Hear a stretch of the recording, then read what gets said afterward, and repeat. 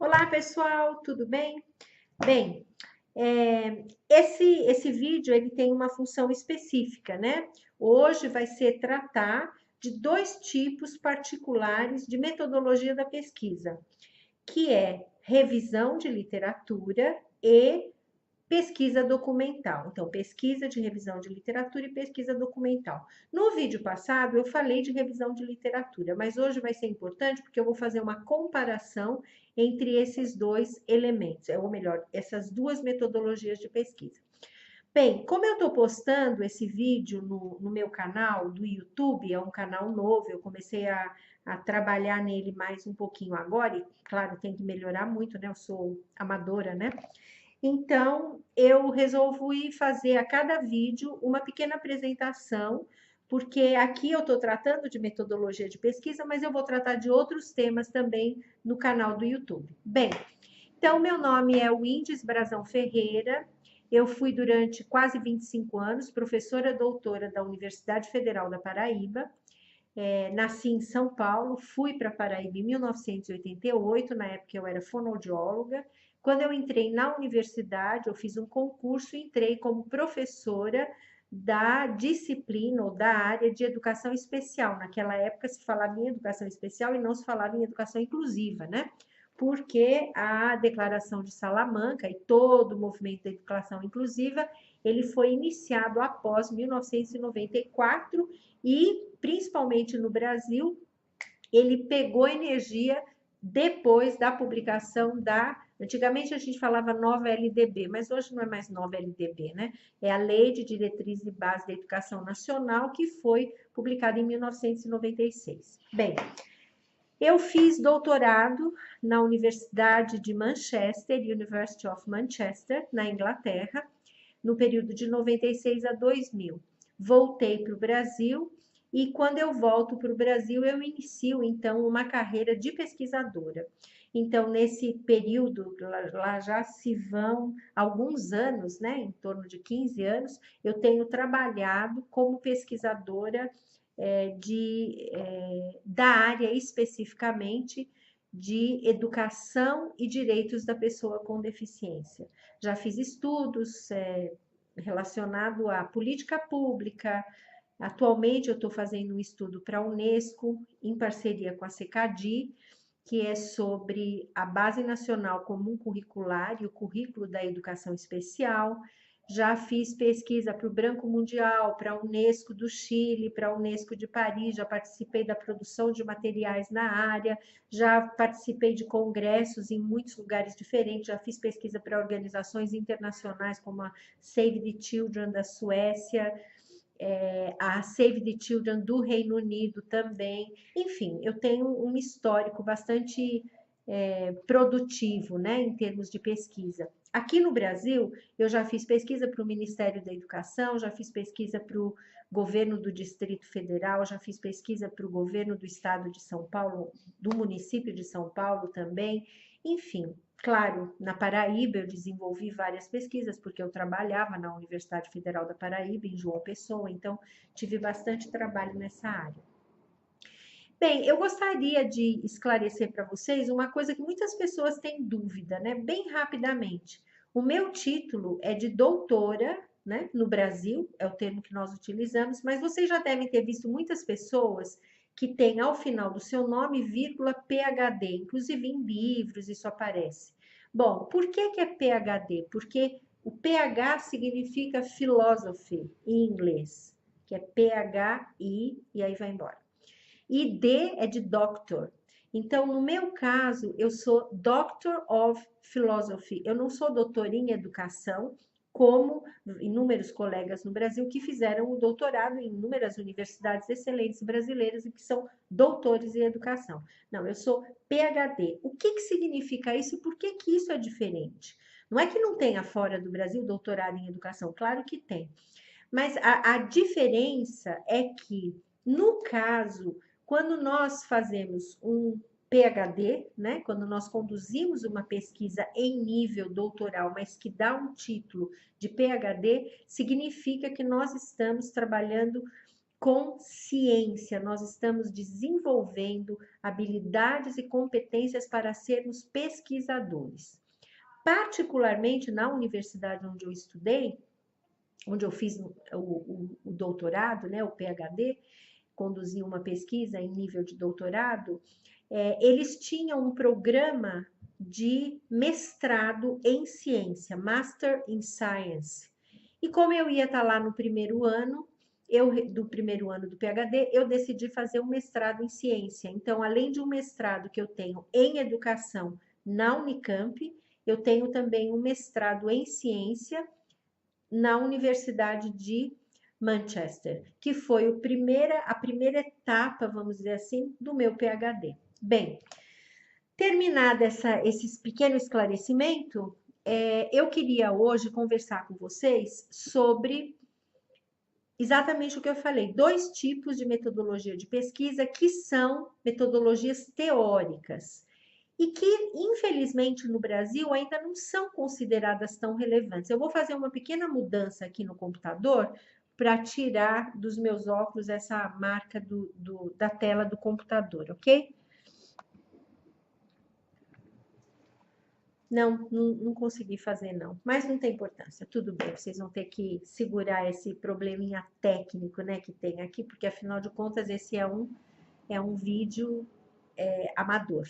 Bem, mas o que importa é o conteúdo, né?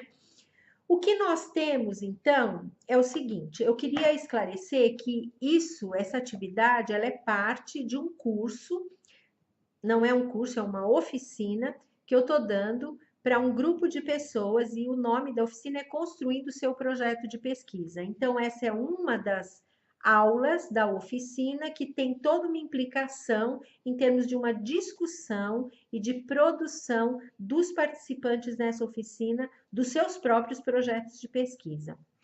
Bem, nós já vimos várias coisas do início da oficina até o momento. Nós já vimos que existem pesquisa qualitativa e pesquisa quantitativa. Das pesquisas qualitativas, nós temos pesquisas de campo e pesquisas teóricas, que adotam abordagens metodológicas distintas. As pesquisas quantitativas, elas têm uma implicação particular com estatística. Em geral, elas envolvem um número de dados maior que implica uma análise estatística dos dados colhidos. No caso, hoje nós vamos falar especificamente de pesquisa teórica. Então, a gente vai falar de pesquisa documental e revisão de literatura. Bem, por que a gente pesquisa? A gente pesquisa para resolver um problema. Nós temos um ponto de interrogação, nós temos uma dúvida e nós pesquisamos para resolver aquela dúvida, para solucionar aquele problema, para gerar uma resposta a uma pergunta de pesquisa. Então, ninguém faz pesquisa se não houver um ponto de partida que se caracteriza como algum problema que precisa de uma solução ou de uma resposta. Bom, no campo da pesquisa, a gente tem, como eu falei, as pesquisas qualitativas. Então, nós temos as pesquisas de campo, por exemplo, uma pesquisa participante, ou um estudo etnográfico, um estudo de caso, e nós temos também pesquisas teóricas. As pesquisas teóricas, como eu estava dizendo há um minuto atrás, elas não são valorizadas no Brasil ainda. Eu espero que num futuro não muito distante elas sejam. Quando nós fazemos, por exemplo, no campo da educação, dos estudos sobre questões relacionadas à pessoa com deficiência, nós temos, assim, 1000 trabalhos na área de formação de professores do campo, né? Nós temos não sei quantos trabalhos, 200 trabalhos na área de deficiências específicas, analisando contextos específicos de determinadas deficiências. Nós temos estudos que buscam colher dados no campo da relação entre a escola e família, pesquisa de campo. Os instrumentos geralmente utilizados, os mais comuns são, em educação, observação e entrevista, porque as pessoas acham que é muito fácil fazer observação e entrevista. Mas, na verdade, observação e entrevista são 2 técnicas de coleta de dado extremamente complexas. Bom, mas vamos lá. O que que acontece? Pouco estudo se faz, pouca pesquisa se desenvolve, se conduz sobre, adotando-se as metodologias teóricas, né? As metodologias que não são de campo. Bem, nós temos então hoje dois tipos de pesquisa que são chamadas as pesquisas teóricas, que é a pesquisa documental e a revisão de literatura. Vamos falar primeiro um pouquinho sobre a estrutura de uma pesquisa ou de um projeto de pesquisa, né? Ele deve ter um problema, como eu já te falei, ele deve ter um objetivo do estudo, ele deve ter uma pergunta de pesquisa que esclarece qual é a questão que você quer responder, ele tem uma metodologia detalhada, ele tem um marco teórico ou referencial teórico, e ele tem os dados, se já for uma dissertação, uma tese de doutorado ou uma monografia, não importa, ele já tem os dados e tem análise dos dados e as conclusões, ok? Bem, o que significa a metodologia? A metodologia, ela estabelece um método, um caminho, um roteiro de ações que você deve adotar para lidar com os dados que você vai colher. Se você faz uma pesquisa de campo, vai ser um método que vai te ajudar a colher dados na escola. Mas existem metodologias diferentes, embora elas tenham elementos muito similares, as metodologias, elas são distintas. Bom, no caso específico das pesquisas teóricas, no caso da pesquisa documental, ou da pesquisa de revisão de literatura, né? A gente sabe que são utilizadas essas duas pesquisas no campo das ciências humanas e das ciências sociais, portanto, também se utiliza no campo da educação.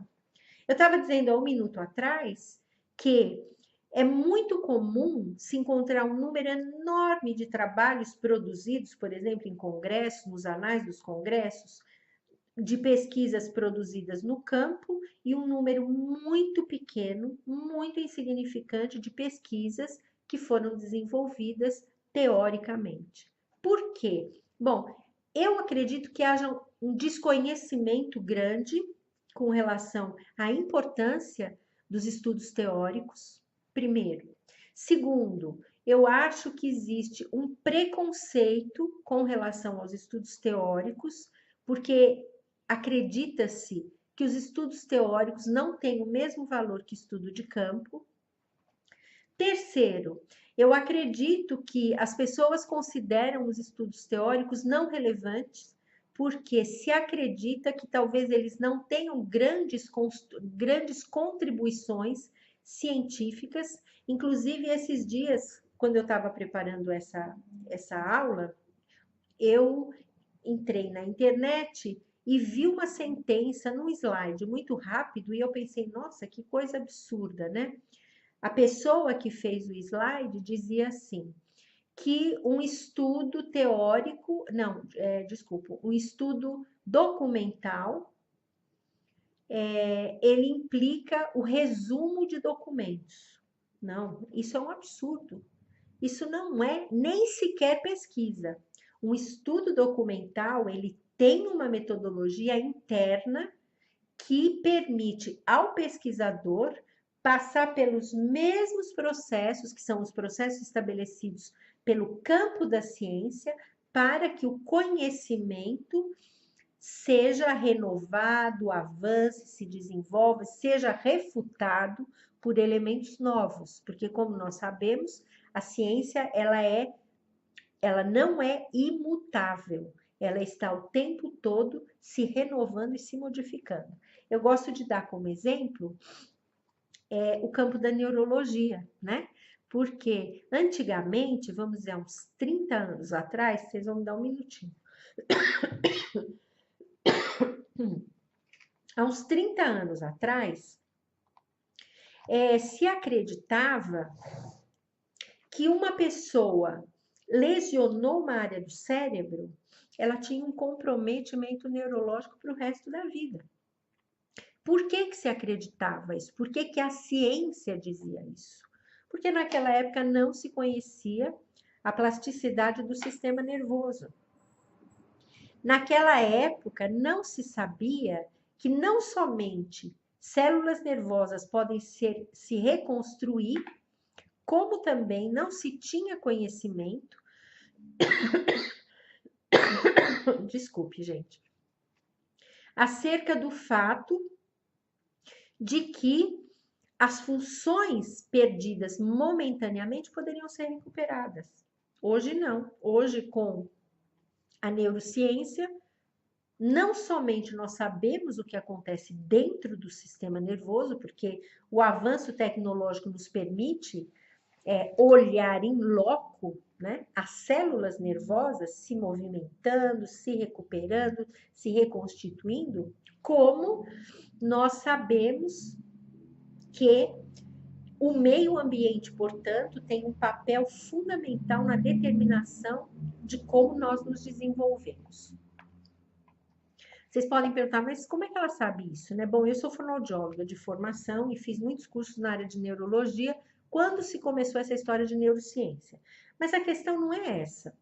A razão pela qual nós temos, e eu acho até que muitas pessoas já conhecem, porque tem muitas informações que são veiculadas na mídia, né? Nós sabemos que hoje a concepção de deficiência, que antes era de pessoa incapaz ou de deficiente, ou seja, uma pessoa que é deficiente, ela não funciona como ela deveria funcionar. E ela é incapaz. Hoje, já se sabe que o meio é determinante na caracterização da deficiência.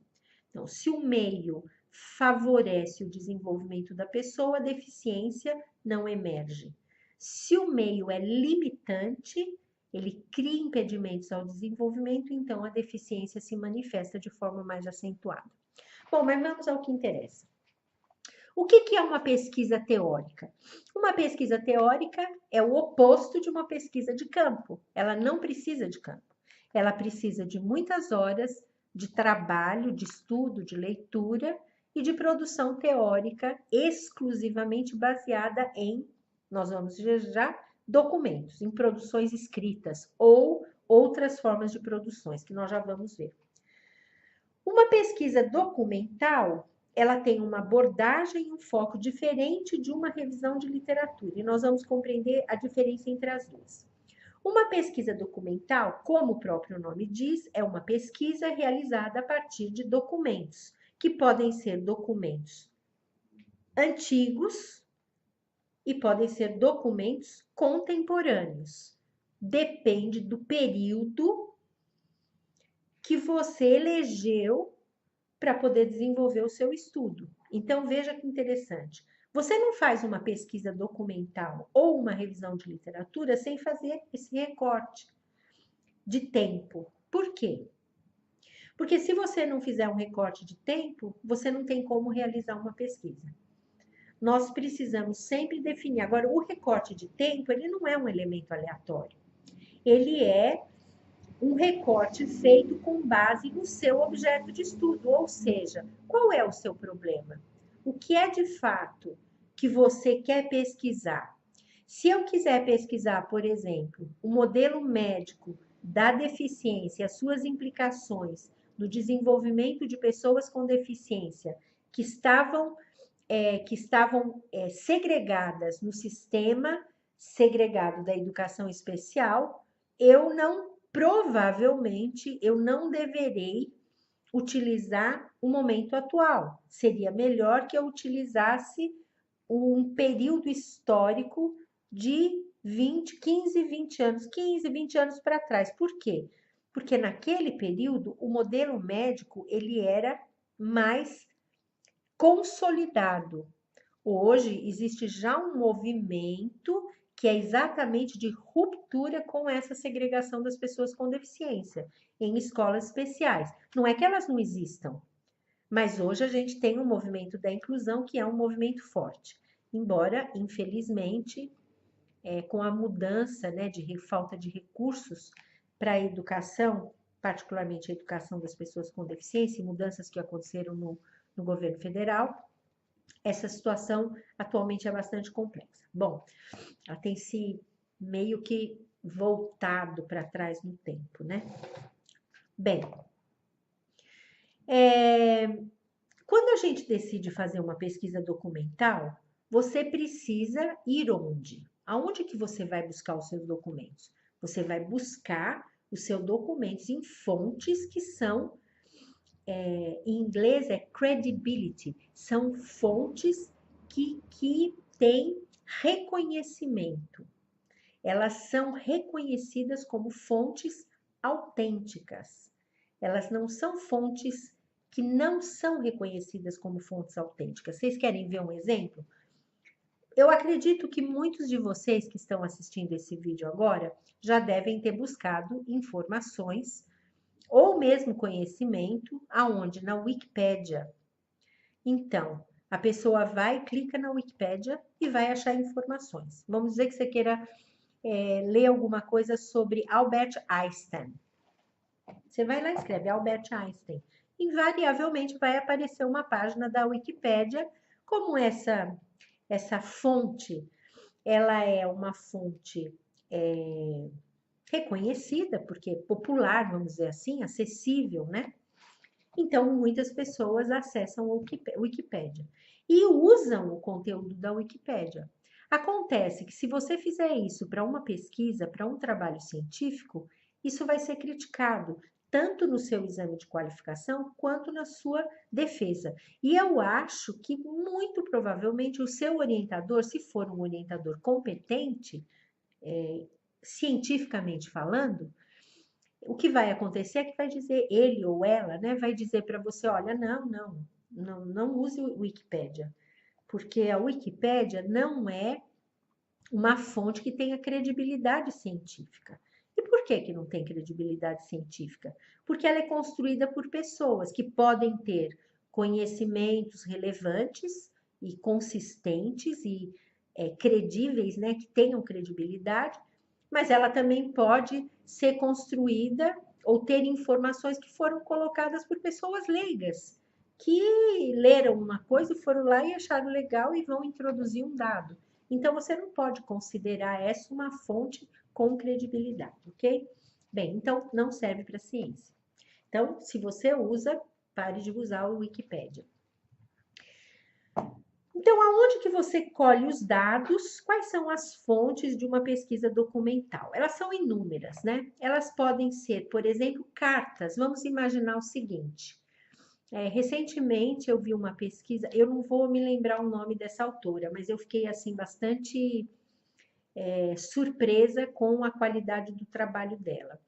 Essa é uma professora, doutora de uma universidade brasileira, e ela é da área de, se eu não me engano, de história. Se eu não me engano, não, ela é da área de história e ela faz o quê? Ela faz estudos baseados em documentos autênticos, por exemplo, cartas que foram trocadas. Vocês sabem que lá no passado não existia, né, um mundo virtual. Então a gente não se comunicava com a agilidade com a qual nós nos comunicamos hoje. Mas aí no passado era muito comum as pessoas escreverem cartas maravilhosas, altamente elaboradas. Existem vários filmes que falam disso, que abordam esse tipo de relacionamento, né? Principalmente, por exemplo, de pessoas que viviam na Segunda Guerra, durante o período da Segunda ou da Primeira Guerra, e que se comunicavam com pessoas de outros países e por aí vai. Então, essa professora da área de história brasileira, ela fez estudos sobre cartas trocadas entre pessoas, personagens históricas importantes. Deixa eu descobrir onde está meu celular, só um minutinho. Tá lá, vocês vão aguentar um pouquinho essa musiquinha. Bem, o que acontece então? Gente, não vai dar, só um minutinho, por gentileza.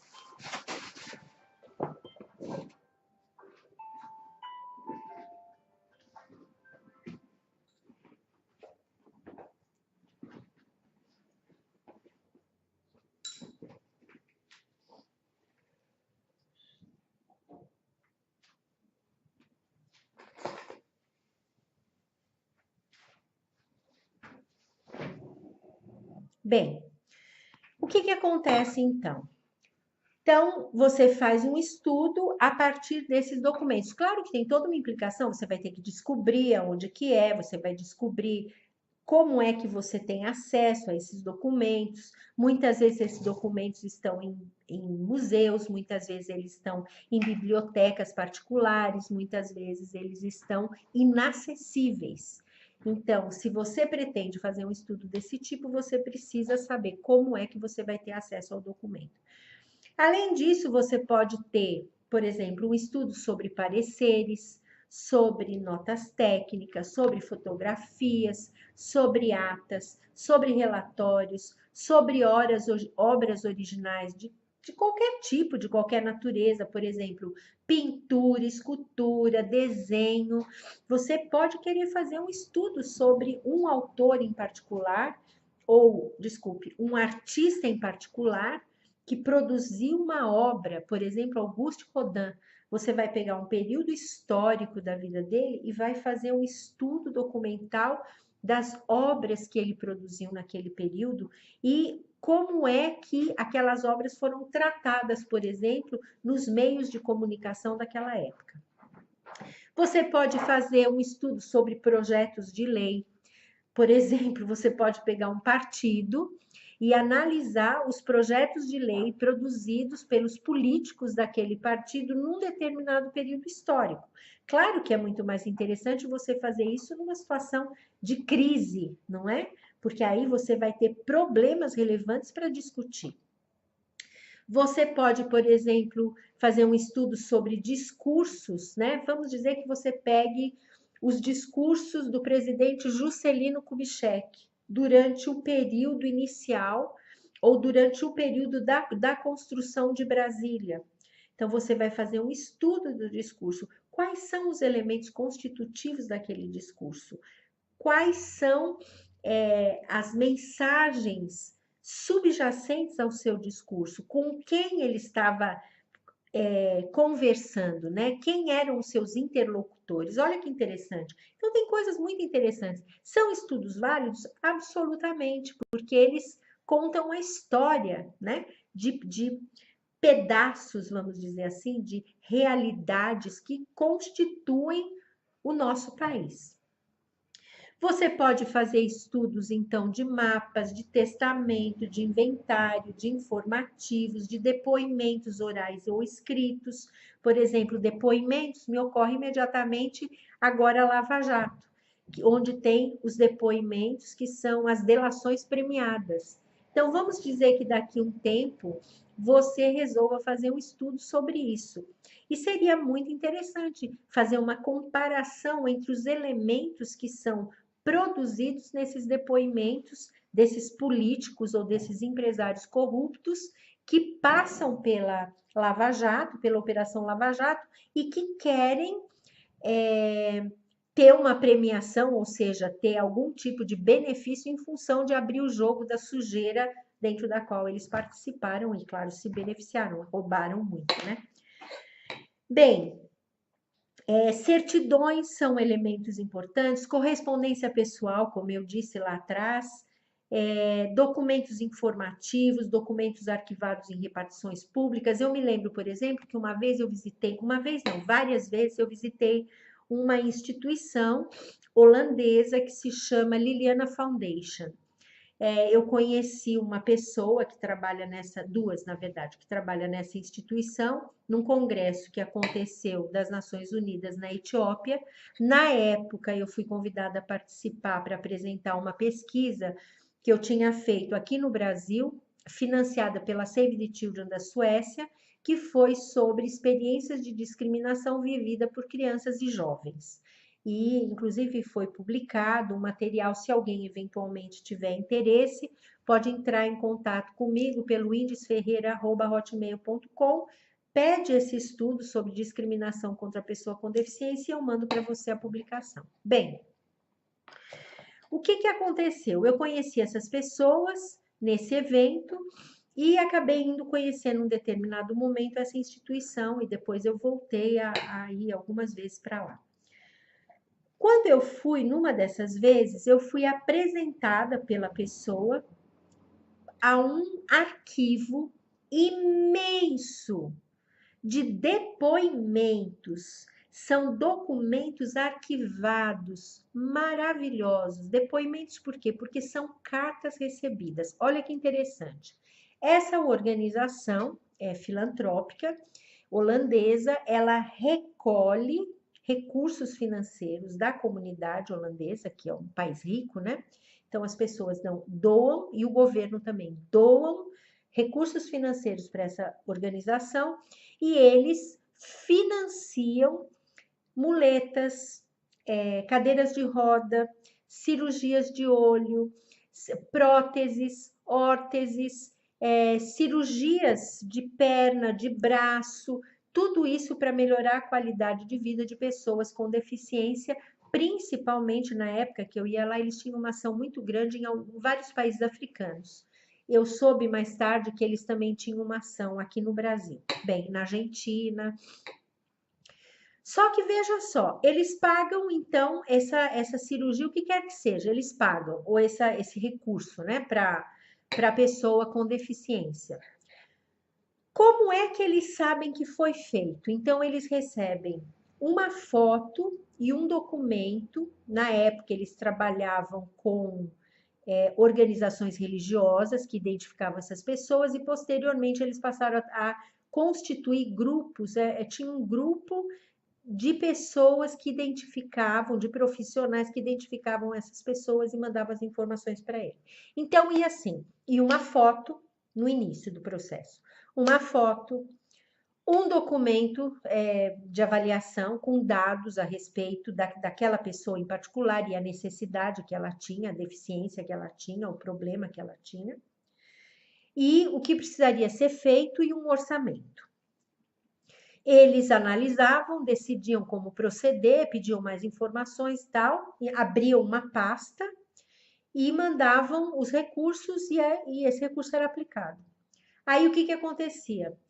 Essas pessoas lá, responsáveis pelo processo, elas tiravam a foto, então, novamente, da criança, por exemplo, já cirurgiada, ou a cadeira de roda, a pessoa com a cadeira de roda, ou a pessoa com a muleta.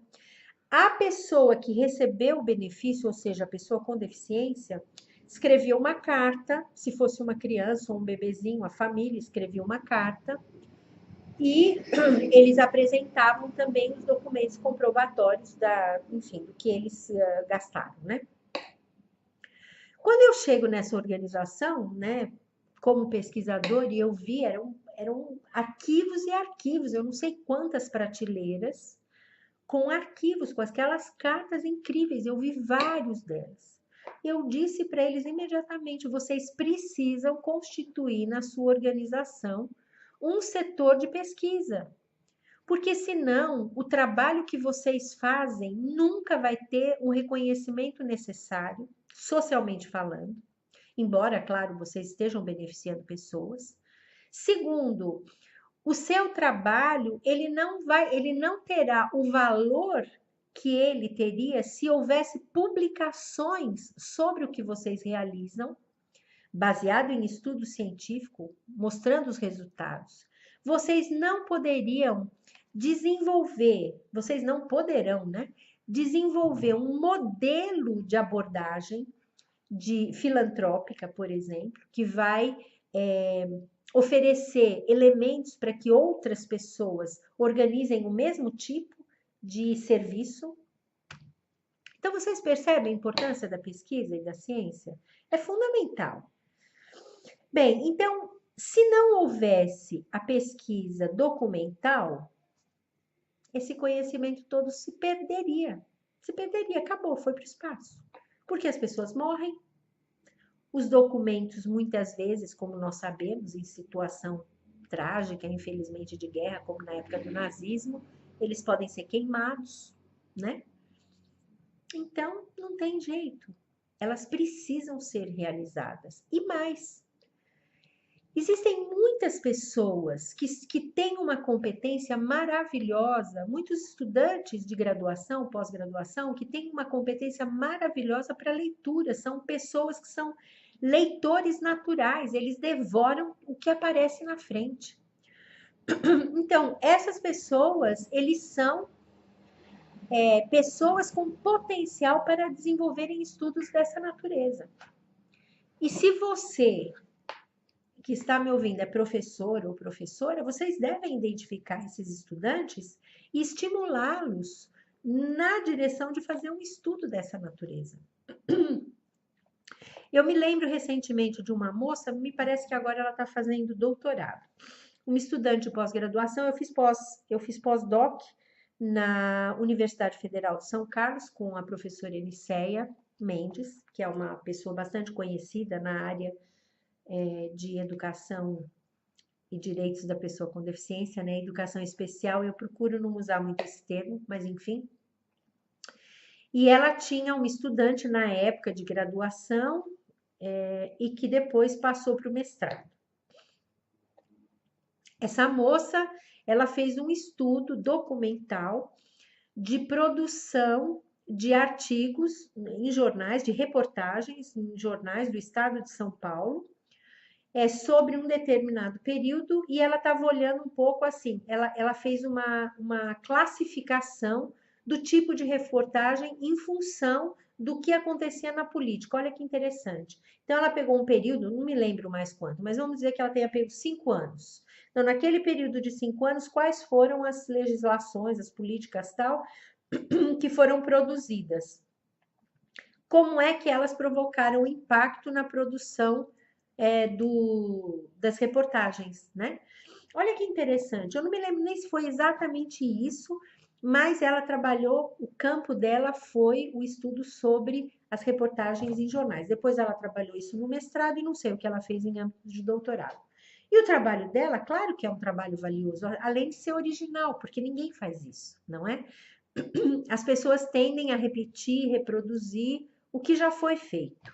E isso realmente, para a ciência, não tem valor nenhum. É tempo, dinheiro e desgaste perdido, porque não vai absolutamente mudar em nada.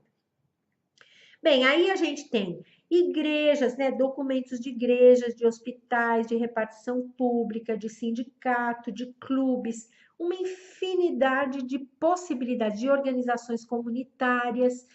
Um dos elementos que eu observo nas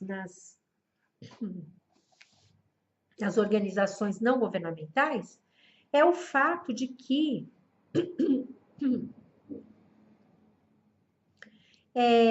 as organizações, elas geralmente elas são administradas por pessoas que são voluntárias e que dedicam o seu tempo e o seu conhecimento, sua expertise, para uma determinada causa. E nesse processo, o foco do trabalho dessas organizações do terceiro setor é voltado para aquilo que eles querem realizar, ou seja, a missão da organização.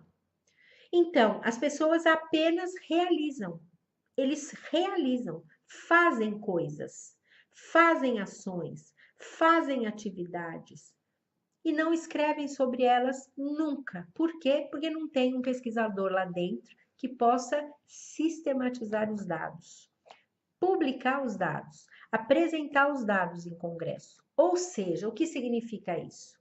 Significa que existe uma história de organizações que ninguém conhece. Existem histórias bem-sucedidas, histórias mais ou menos, e histórias que não foram bem-sucedidas, que foram fracassadas. Qualquer uma das três, para a ciência, é valiosa. Qualquer uma. Por quê? Porque eu quero saber, se eu vou abrir uma ONG, eu quero saber o que eu não devo fazer. E eu quero conhecer o que essa ONG fez que ajudou essas pessoas a terem sucesso. Eu estou me lembrando agora uma coisa que eu acredito que muitos de vocês conhecem, que são, eu vejo também, que são esses vídeos dos YouTubers, eu já vi vários, eu recebo de um rapaz chamado Alex Vargas, devia mandar uma notinha para ele, né? Porque eu estou fazendo uma propaganda aqui dele. mas ele fala sobre como você pode fazer para, entre aspas, vender o seu produto na rede. Eu não vendo produto nenhuma, não estou vendendo nada. Mas, de qualquer forma, como eu estou vinculada a uma organização não governamental, né? Eu sou presidente de uma organização não governamental, é de todas, Educação para Todas, é de todas, que tem como missão promover e defender os direitos da pessoa com deficiência, a inclusão social, educacional da deficiência, das pessoas com deficiência. E tem como foco as mulheres, as pessoas do sexo feminino. Então, eu gostaria de, num determinado momento, ter um produto que seja da ONG, que seja vendido e que revertem recursos para a ONG. Então, eu tenho visto bastante esses vídeos. Então, o que esses vídeos trazem? Eles trazem a história, geralmente, daquelas pessoas que começaram como youtuber e que se tornaram pessoas bem-sucedidas e que ganham muito dinheiro, fazendo o que quer que seja. Há um tempo atrás, eu não vou me lembrar o nome de ninguém, mas há um tempo atrás eu vi vários vídeos eu vi assim, se você escrever no Google, você acha os top 10, os 10 mais youtubers. Aí você vai achar uma lista de 10 pessoas que são bem-sucedidas no YouTube. Uma das coisas que você descobre, que dói um pouco no coração, é que, com frequência, pessoas bem-sucedidas no YouTube, elas oferecem coisas que realmente não são chave para o desenvolvimento humano. Então, isso é uma pena, porque nós deveríamos usar o YouTube para poder não só enriquecer a vida das pessoas com conhecimento e informação relevante, mas para ajudar na formação e para permitir que as pessoas encontrem caminhos que são melhores, que vão conduzi-las a melhores estágios na sua vida. Claro que eu também estou falando aqui dos estágios financeiros, né? Porque todos precisam trabalhar e ganhar. Um parênteses, normalmente quando eu começo a trabalhar com os meus estudantes da pós, eu costumo dizer para eles e para elas o seguinte: pense aonde você quer estar daqui a 5 anos. Você quer se casar somente? Você quer ser um escritor? Você quer ser professor de sala de aula regular? Você quer ser um pesquisador? Você quer ser uma pessoa que vai aumentar sua renda em função do seu mestrado, do seu doutorado? O que você quer? A gente sempre tem que vincular formação humana, formação pessoal com a renda. Claro que também com a saúde e educação, porque a definição de desenvolvimento humano é saúde, educação e renda, tá? Trabalho, né? Então, se você sabe que daqui 5 anos você quer produzir alguma coisa que tenha um valor, ou seja, você vai ser convidado para dar cursos, palestras, você vai ganhar para fazer consultoria.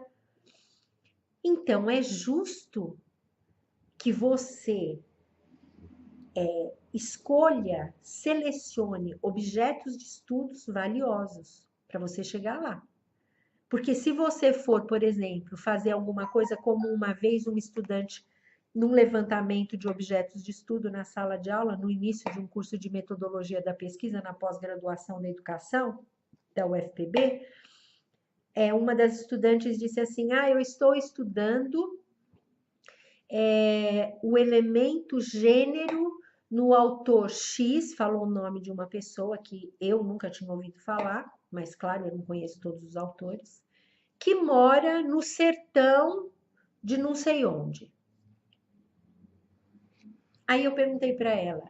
E ele era da década de 30. Olha só, ele era da década de 30.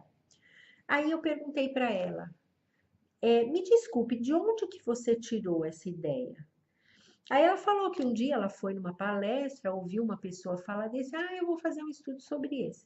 É um estudo que tem valor?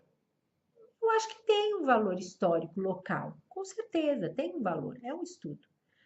Mas vai trazer alguma perspectiva de desenvolvimento profissional para ela? Com certeza não, com certeza não. E outro elemento é que ela não devia estar fazendo esse estudo na educação. Eu não sei nem como o projeto dela foi aprovado. Mas depois eu fiquei sabendo que ela era sobrinha de alguém, né? Corporativismo da Universidade Brasileira, horrível. Mas, enfim, ela devia estar fazendo esse estudo lá na letras, não na educação. Porque todo o teor do trabalho dela era da área de literatura, não era da área de educação. Mas, enfim.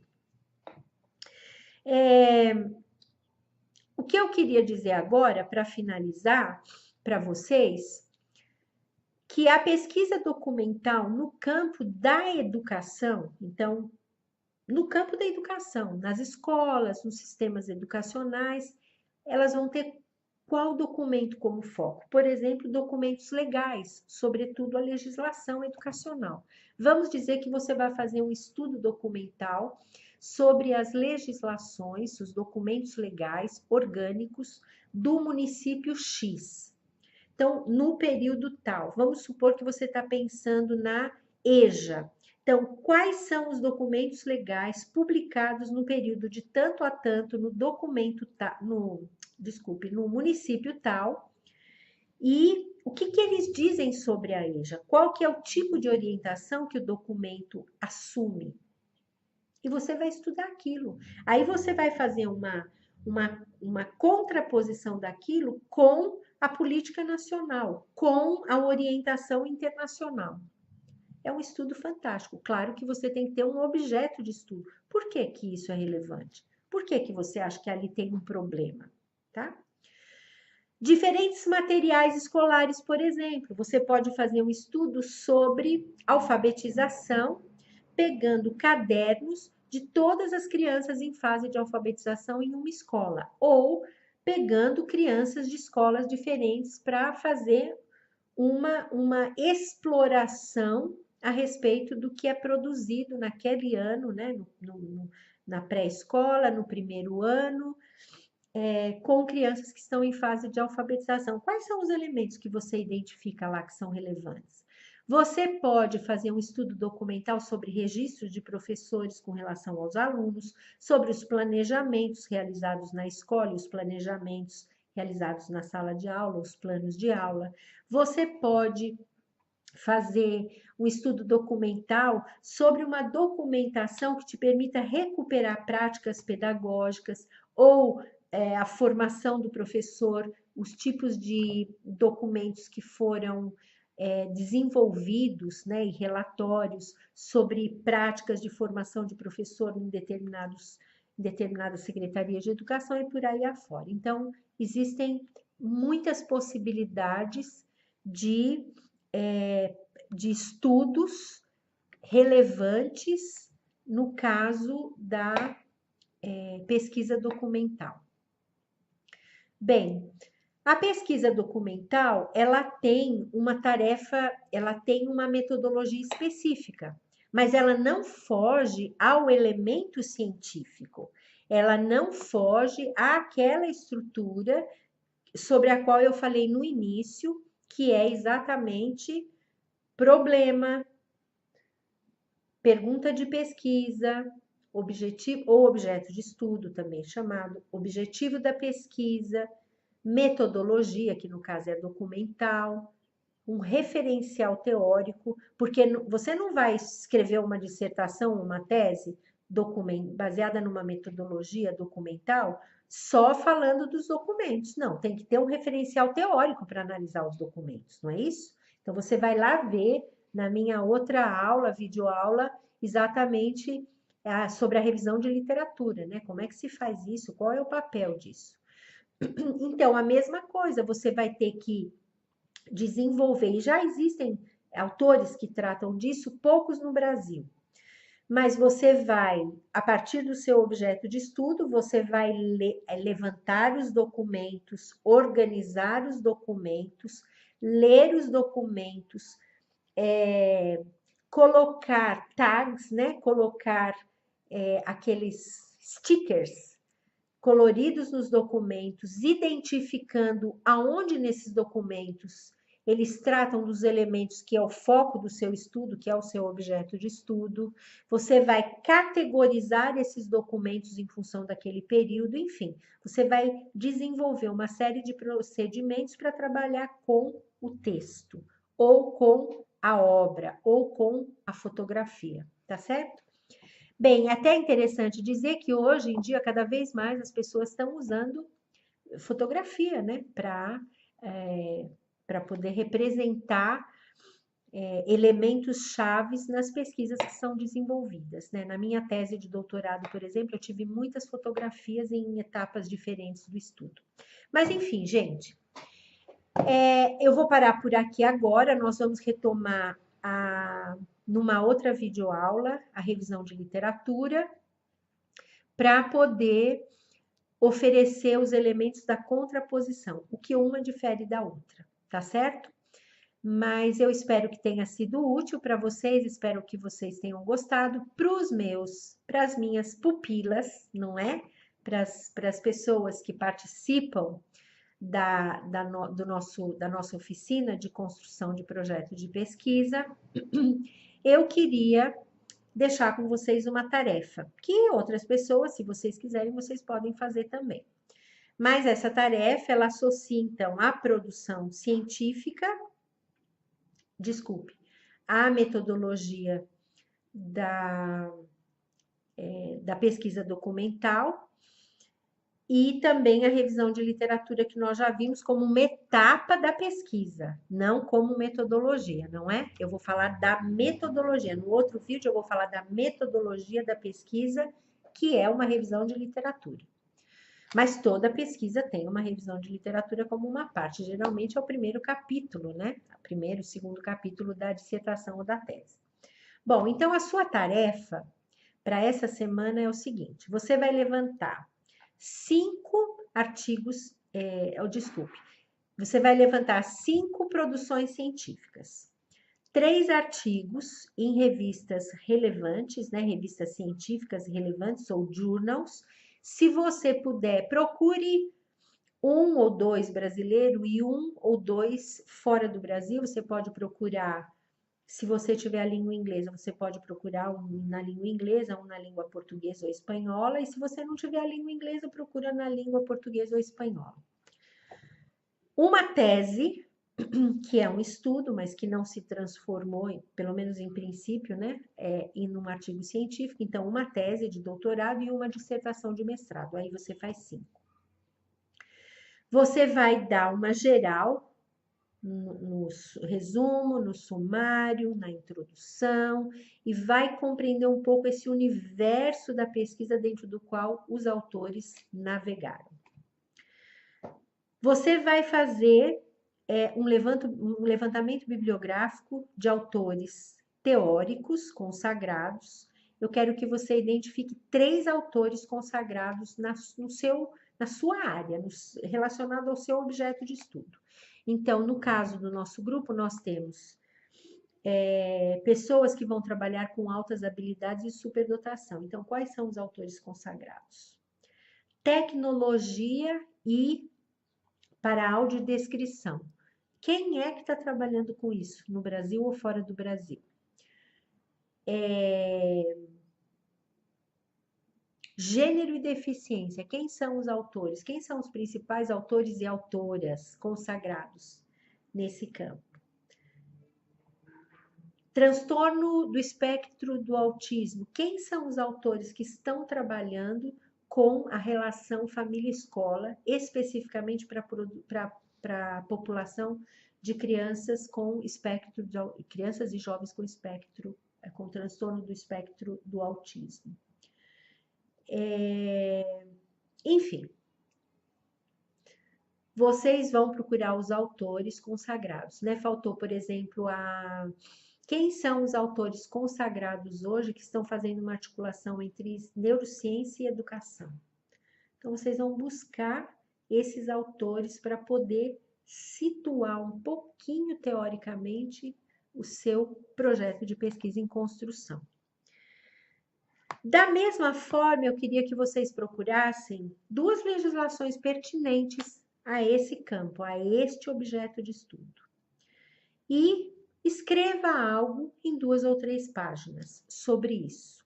Não precisa ter uma coesão, uma estrutura fantástica, nada, mas escreva. Eu quero que você mexa com esse universo de conhecimento por escrito, tá bom? Então, bem, eu espero que tenha sido útil para quem eventualmente clicar, né, e entrar em contato com esse universo de conhecimento. Queria pedir para você que você se inscrevesse no meu canal. Por enquanto, TV Windes Ferreira. Eu não acho que eu vá mudar isso, não. Eu queria pedir para você também mandar comentários e sugestões. Se você fizer isso, para mim vai ser muito interessante, porque eu posso cobrir outros temas que são temas de relevância para pessoas, independentemente da oficina que eu estou fazendo, ok? Bom, eu agradeço a sua participação aqui nessa videoaula e a gente se vê na próxima. Namastê!